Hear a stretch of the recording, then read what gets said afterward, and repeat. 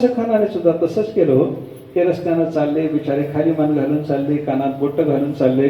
असं जाता जाता जाता भाग्य चांगलं होतं म्हणून एकदम एक दिव्य अशी भगवंताची आकृती त्यांच्या डोळ्याला दिसली आणि रसखान त्या हज यात्रेला जायचं सोडून देऊन कायमचे कृष्ण भक्तीमध्ये रममाण झाले.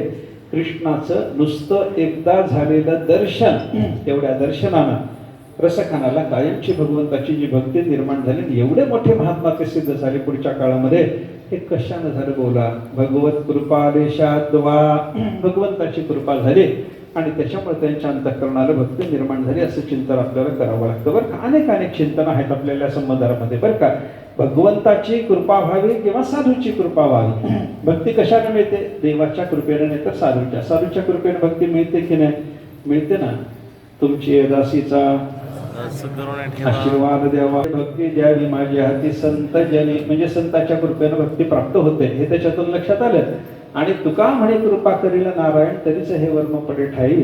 अशा पद्धतीचं चिंतन जे तुकाराम महाराज सांगतात, याच्यातून भगवत कृपेनं आपल्याला या भक्तीचा लाभ होतो असं चिंतन करता आलं. म्हणजे प्रमाणांतरेण अगम्यता ही जी